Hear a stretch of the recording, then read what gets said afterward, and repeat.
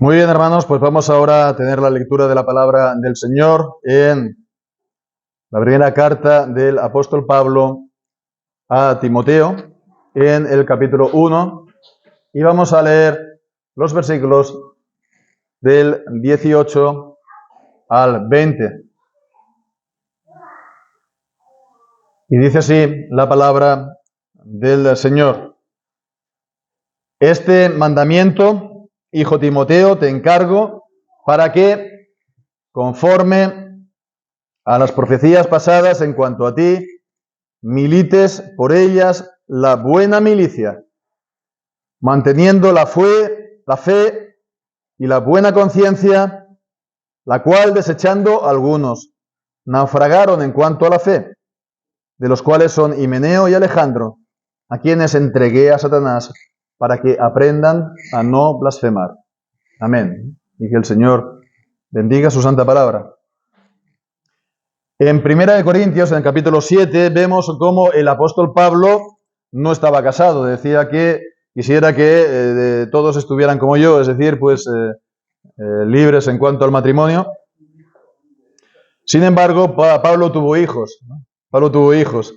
En el versículo 2 llama a Timoteo verdadero hijo en la fe.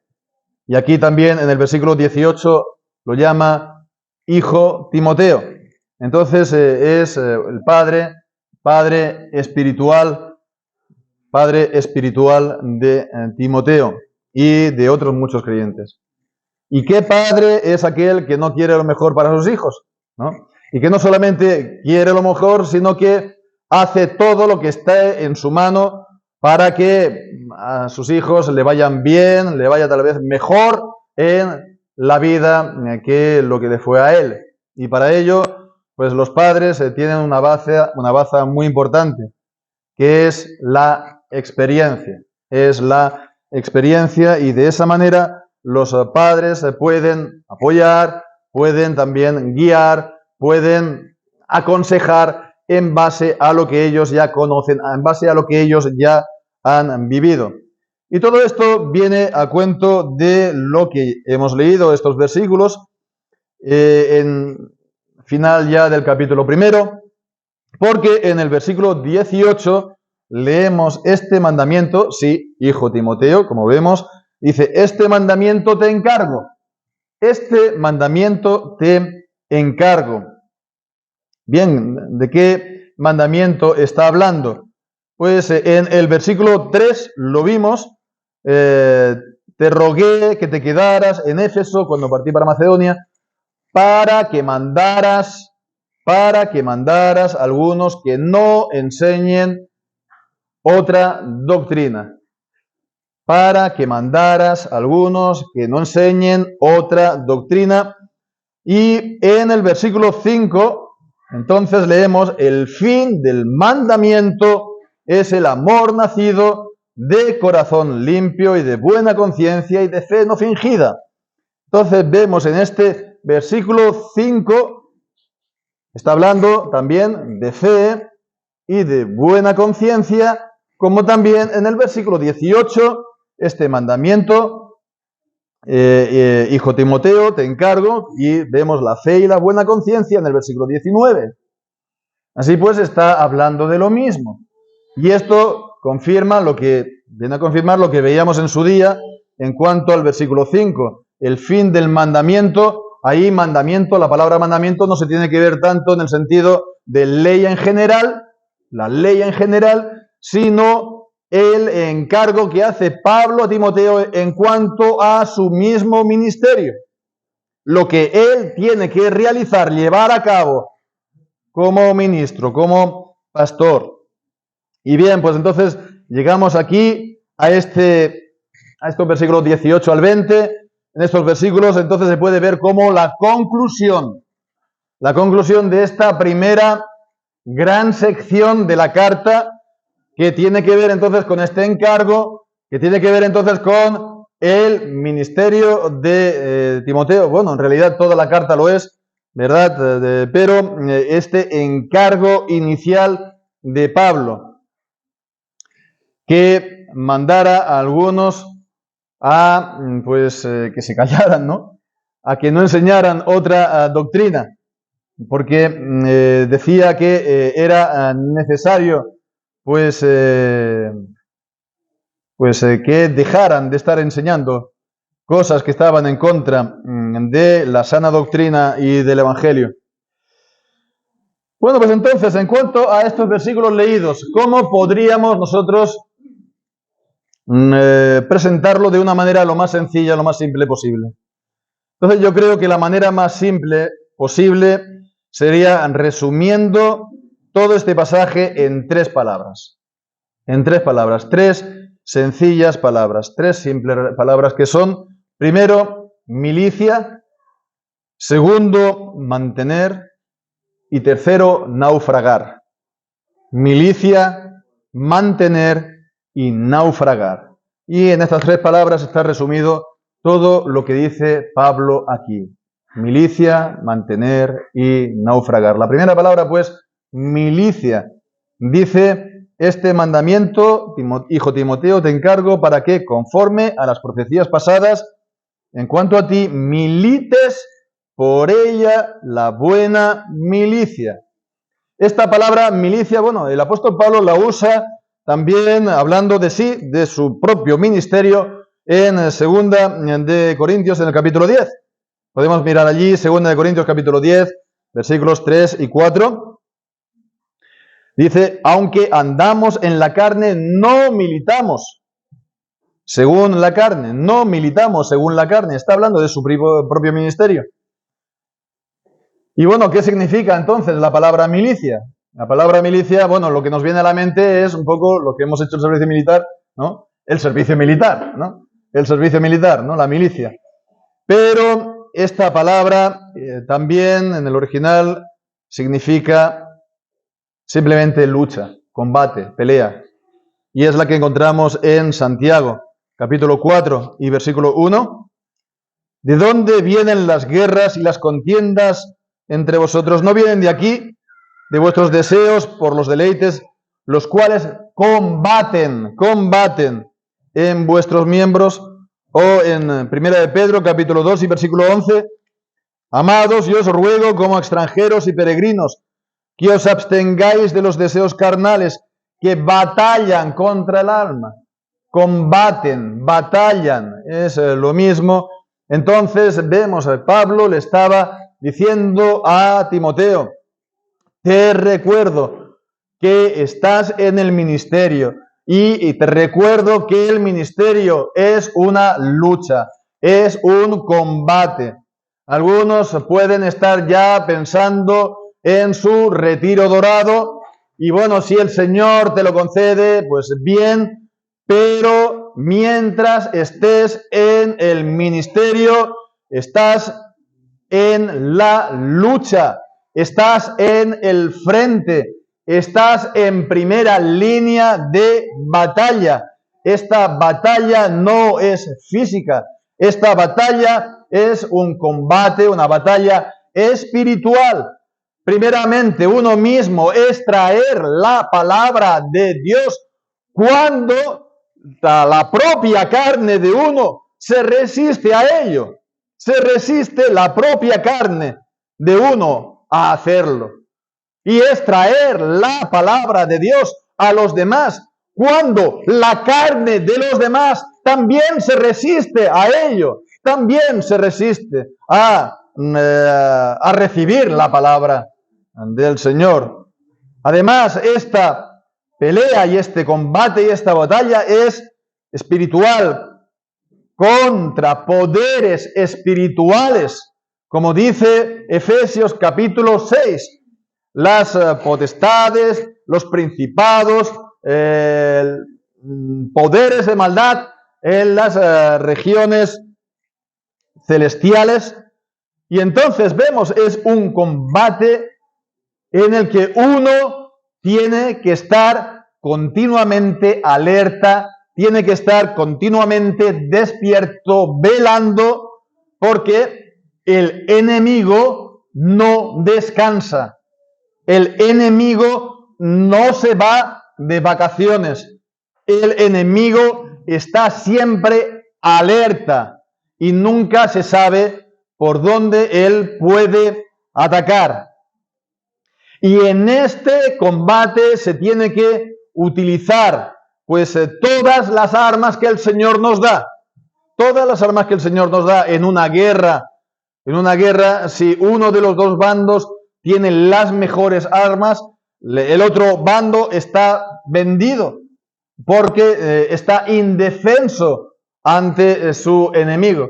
Y el Señor nos da a nosotros las mejores armas y por lo tanto la victoria ya es nuestra. Pero el problema también es nuestro. El problema es que nosotros no usamos estas armas por lo que hemos dicho, porque pues nuestra carne pues es un lastre para nosotros. El Señor nos la da, pero no las usamos como debiéramos. Entonces, Timoteo tenía, como además dice aquí Pablo, una palabra, una instrucción especial para llevar a cabo su misión. Está hablando de una profecía en el versículo 18. Te encargo para que conforme a las profecías pasadas en cuanto a ti. Entonces vemos aquí está hablando también de lo que leemos en el capítulo 4 y versículo 14. No descuides el don que está en ti, que te fue dado mediante profecía, con la imposición de las manos del presbiterio.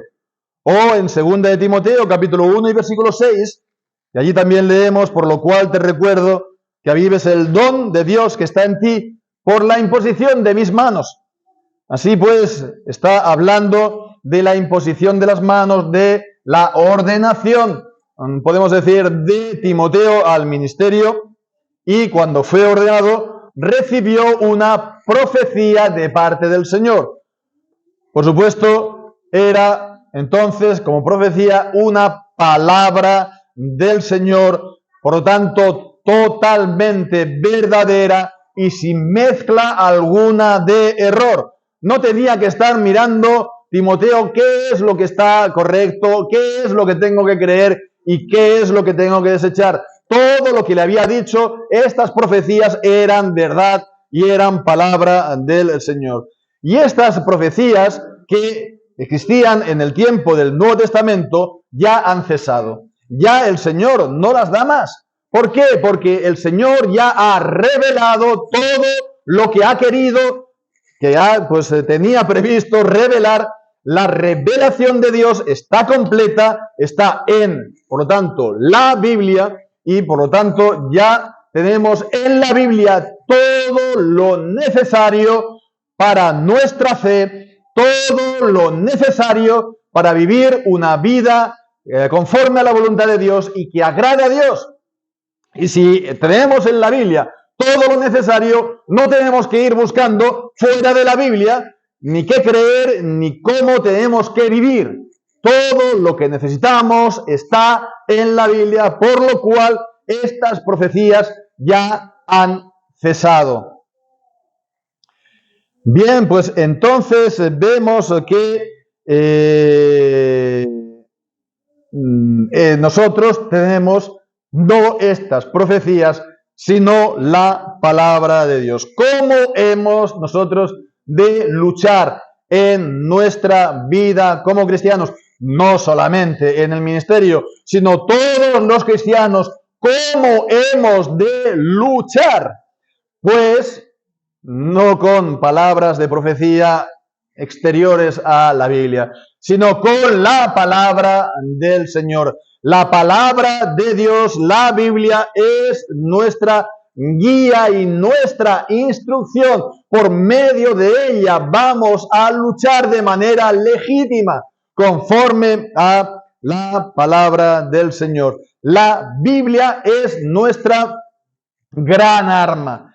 Es la espada del Espíritu, nos dice Pablo en Efesios 6. Con ellas podemos deshacer las maquinaciones del enemigo, del diablo. Con ellas podemos repeler, rechazar las sugerencias, las tentaciones que el Señor nos puede, el diablo nos puede sugerir. Entonces, hemos de atesorar la palabra de Dios. Atesorar la palabra de Dios. Esto no es cosa de un día para otro. Esto requiere tiempo. Atesorar la palabra de Dios.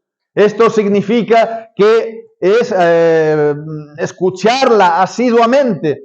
Todo lo que uno pueda, predicada en la iglesia, cuando se predica y se enseña públicamente. Y significa también leerla, y leerla a diario, personalmente y en nuestras familias. Pero no solamente leerla y olvidarla, sino leerla y estar meditando en ella. Estar pues intentando profundizar lo que ella nos dice. Quererla comprender más y más. De esa manera vamos atesorando la palabra. Y es el gran arsenal, entonces, que tenemos en nuestra lucha. Bien, pues esto en cuanto a la primera palabra, milicia o lucha, combate. Pasamos ahora a la segunda, mantener. Dice, manteniendo la fe y buena conciencia. Manteniendo la fe y buena conciencia. En la Biblia antigua, Reina Valera 1602, decía retener la buena conciencia, la fe y la buena conciencia, mantener, retener. El original dice simplemente tener buena fe y buena conciencia, como de hecho encontramos en capítulo 3, versículo 9, que tengan el misterio de la fe con limpia conciencia. Porque en el fondo todo se reduce a esto. Si se tiene o no se tiene. Si se tiene la fe o no se tiene. Si uno realmente tiene fe verdadera en Dios por medio de su palabra o no. No se puede mantener algo que uno no tenga.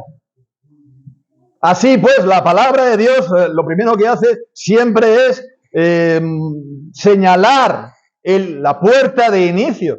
Si uno no tiene la fe, lo que tiene que hacer entonces es no seas incrédulo, no sigas siendo incrédulo, sino pues cree. Ten fe en la palabra del Señor, ten fe en sus enseñanzas, ten fe en sus promesas. Y de esa manera pues serás pues creyente.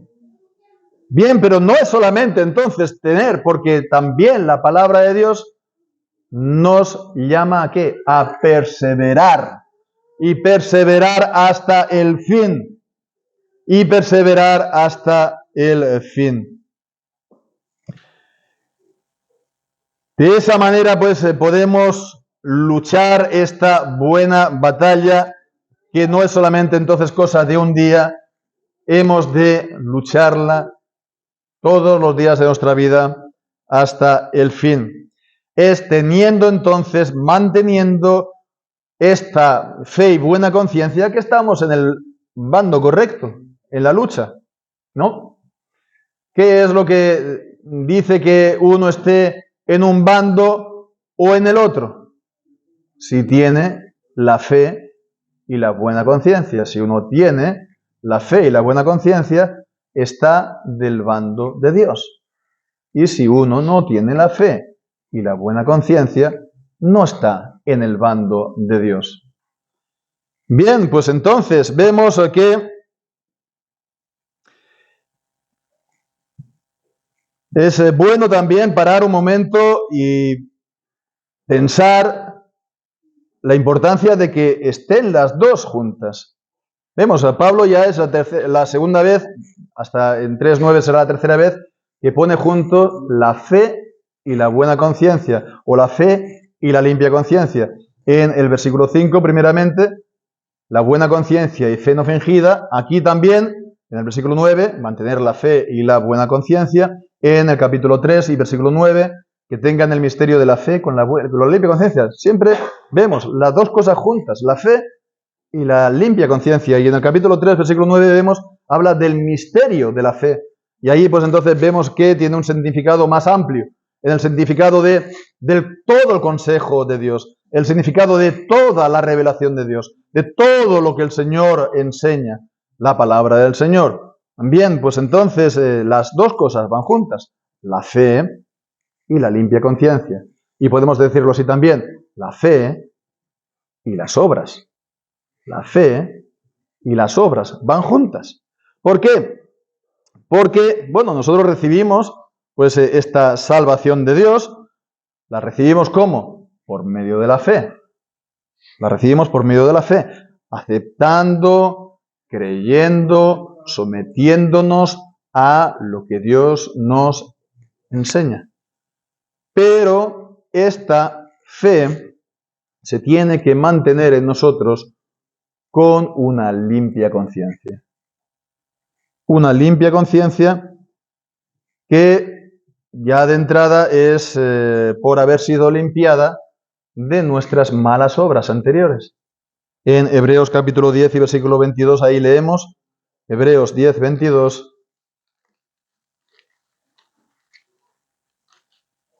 Acerquémonos con corazón sincero, en plena certidumbre de fe. Y dice, purificados los corazones de mala conciencia y lavados los cuerpos con agua pura.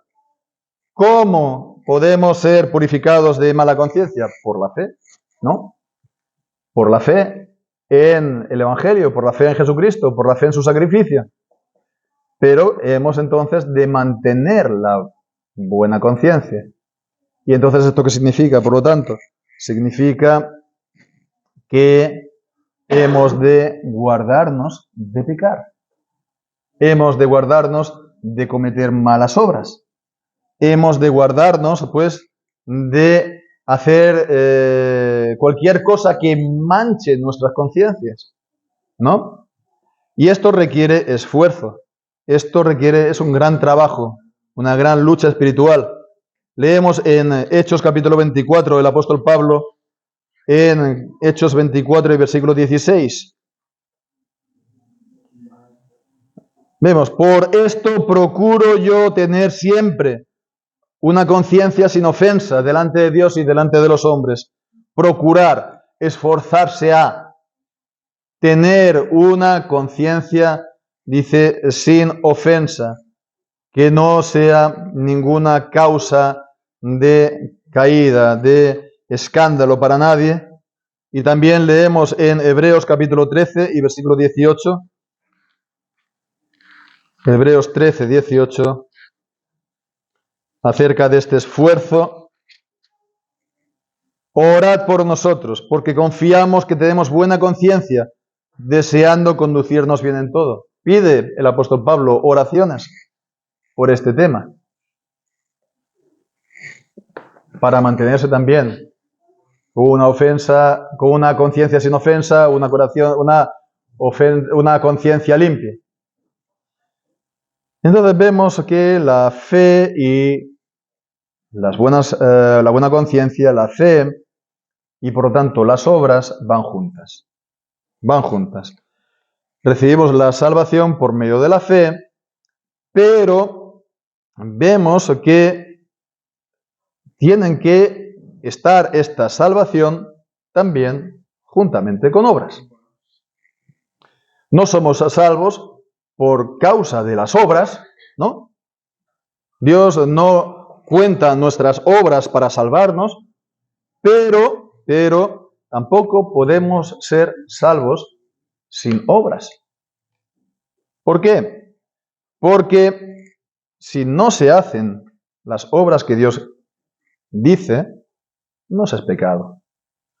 Y además, si incluso transgredimos los mandamientos de Dios, pues todavía peor. Es pecado, ¿no? Todavía agravado. Y esto nos mancha las conciencias. Y esto, al final, afecta nuestra fe. Y esto es, al final, lo que nos viene a decir Pablo, la tercera gran palabra, ¿no? Resumida, que resume aquí este pasaje. Naufragar. Naufragar. Dice el versículo 18, la cual, desechando algunos, naufragaron en cuanto a la fe. ¿A qué se refiere con la cual? ¿De qué está hablando? Pues dice la fe y la buena conciencia, la cual está hablando de la buena conciencia, desechar la buena conciencia. Por desechar la buena conciencia, dice, se naufraga en cuanto a la fe. Van tan juntas las dos que si se desecha la buena conciencia, eso al final afecta la fe y se naufraga, ¿no? Se hunde uno en cuanto a la fe. Entonces la cuestión, ¿qué es desechar la buena conciencia?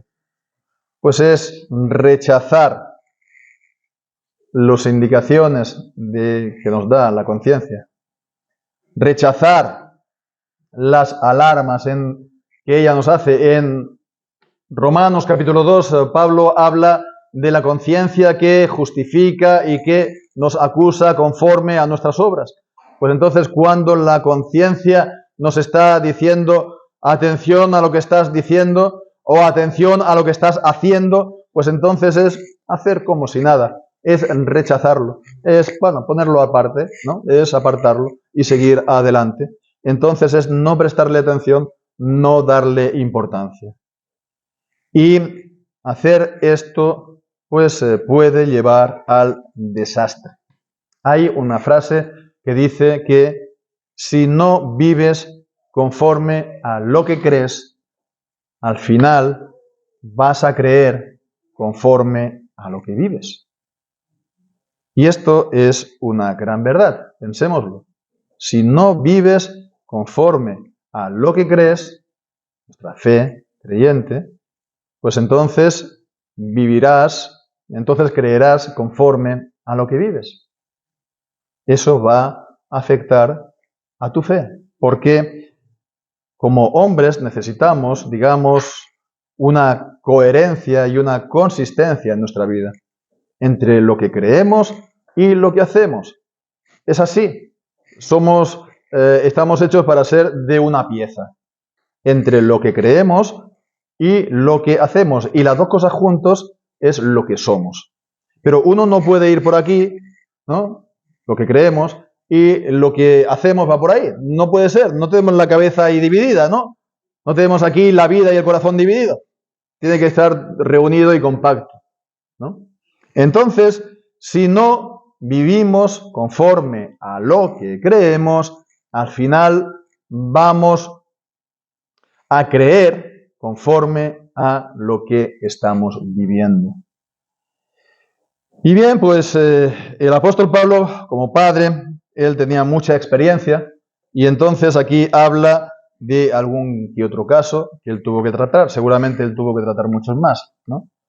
Pero él pues da aquí estos dos de aquellos que habían naufragado en cuanto a la fe, dice, de los cuales hay más, ¿no? Pero dice, de los cuales está Himeneo y Alejandro, a quienes entregué a Satanás para que aprendan a no blasfemar. Los entregó a Satanás, dice. ¿Qué significa esto? Pues aquí habla de la excomunión, digamos, ya final. Es decir, ya de excluir, ya de expulsar solemnemente a alguien de la congregación, de la iglesia, ¿no? Por considerar lo que es tan grave lo que dice o lo que hace, que no se le puede considerar sin más un creyente, a no ser que haya un cambio, un arrepentimiento en su vida y lo muestre.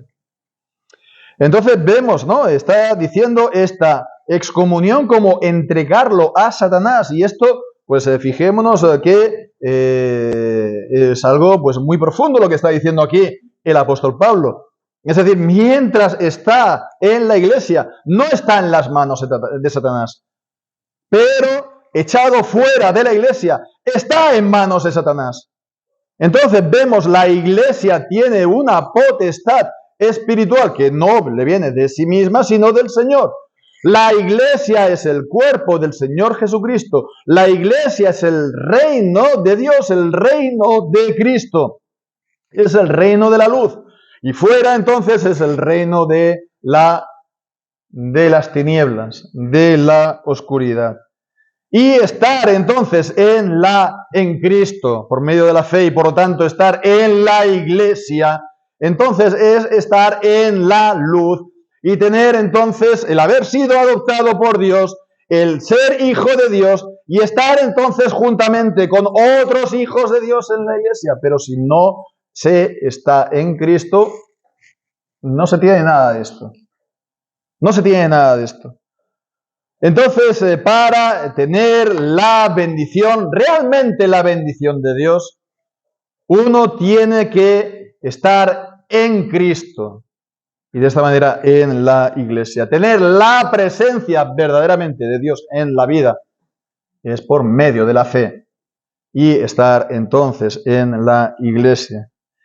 Y bien, pues entonces, cuando nos hacemos creyentes o cuando somos bautizados, ¿no? Hay digamos, unos votos, ¿no? Hay un compromiso. Y uno de ellos que es el rechazar el mundo, la carne y también el diablo. Ya rechazamos el andar como antes, ya rechazamos el seguir en los caminos en los que el diablo pues tiene el control. En Efesios capítulo 2 está hablando de que él pues es el quien lleva, digamos, las riendas y el control de lo que ocurre fuera.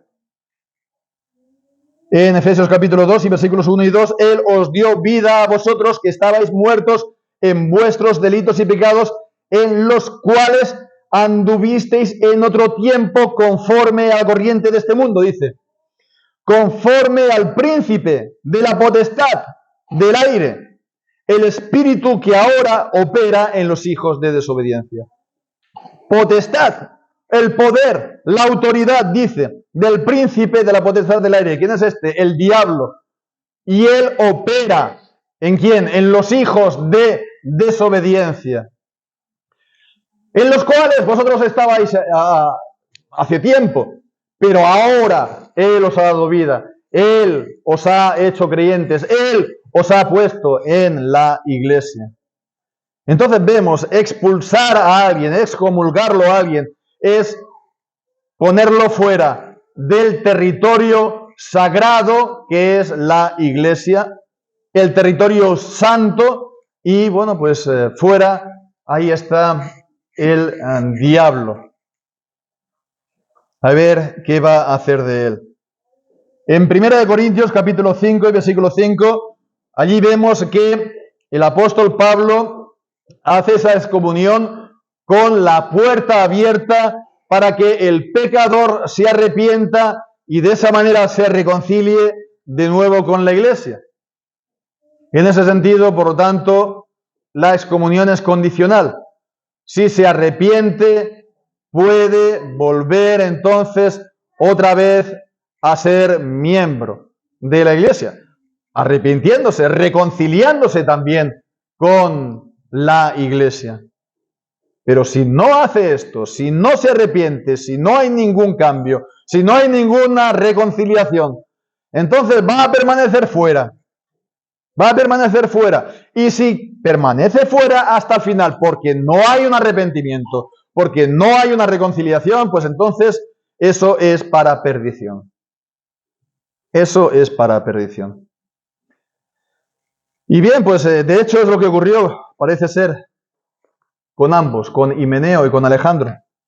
Encontramos a Himeneo y a Alejandro, los dos nombres en la segunda carta a Timoteo, primeramente en capítulo 2 y versículo 17, y al final de la vida de Pablo, dice, la palabra de ellos carcomerá como gangrena, de los cuales son Himeneo y Fileto, que se desviaron de la verdad, diciendo que la resurrección ya ha sucedido, y trastornan la fe de algunos. Y también en 2 Timoteo capítulo 4, versículo 14, dice, Alejandro el calderero me ha causado muchos males. El Señor le pague conforme a sus hechos. Hay siempre, pues no sé,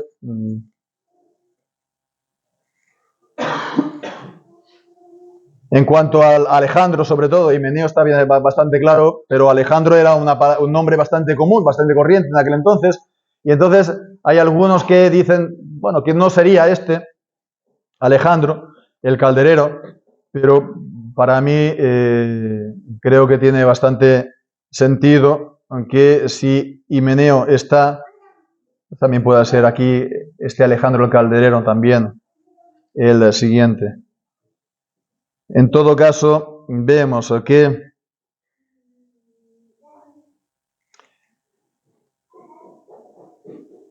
se quedaron entonces fuera bajo la potestad entonces del diablo.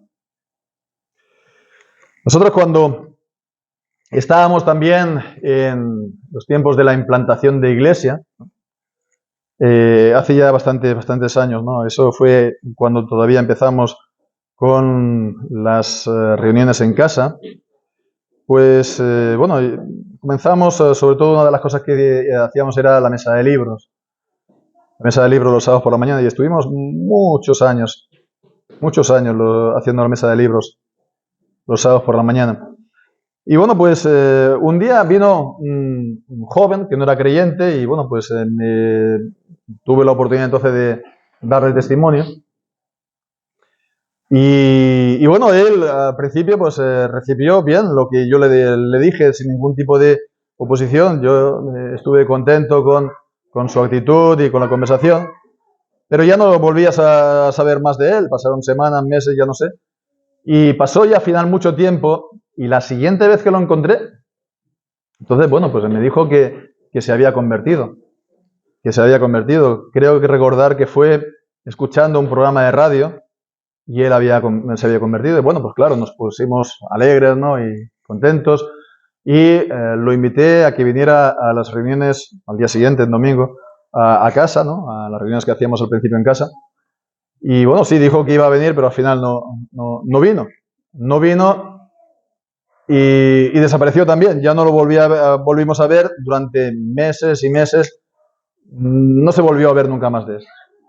Hasta otro día que me lo encontré y entonces él ya vino y me dijo que se había hecho de una secta que no voy a decir el nombre para no hacer ningún tipo de publicidad. Entonces vemos, ¿no? Las siguientes veces que lo encontré, ya lo encontré bastante más a menudo, él venía directamente a donde yo estaba y él pues entonces hablaba conmigo y él pues intentaba rebatirme. Él siempre con una actitud muy altiva, muy insolente, y siempre, al final, siempre acababa maldiciéndome. Así, tal cual, imprecándome, pero fuerte. Una y otra vez, hasta que, al final, pues, bueno, yo me daba cuenta que no era normal que él viniera a maldecirme directamente. Porque era lo que hacía, me maldecía directamente.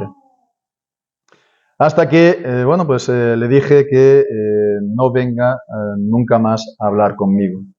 Que él no tiene que venir aquí a maldecirme, cosa que yo no le hago. Cosa que yo no le maldigo. Él viene a mí a maldecirme, que no venga nunca más a hablar conmigo. Y efectivamente nunca más lo volví a ver. Hasta el día de hoy. Entonces vemos que esto muestra que el diablo es real. ¿Qué le pasó a este chico? Pues no sé, pero ciertamente vemos que él se creía muy listo y él venía para rebatir más que para escuchar. Había tomado a lo mejor 1 o 2 versículos de aquí y de allá y ya sabía más que el que sabe más de la Biblia. Y él venía entonces con esa actitud.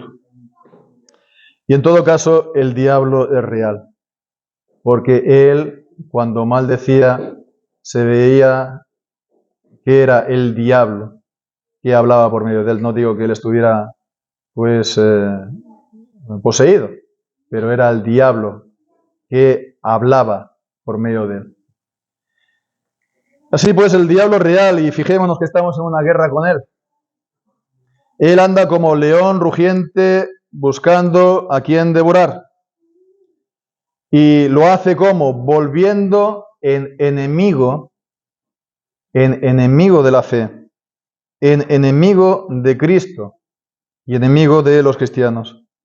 Entonces, hermanos, peleemos la buena batalla, mantengamos la fe, mantengamos la buena conciencia, crezcamos en buenas obras, atesoremos la palabra del Señor, sigamos el camino de fe y de obediencia y sigamos la santidad sin la cual ninguno verá al Señor. Y que sea así, hermanos, todos los días de nuestra vida. Amén.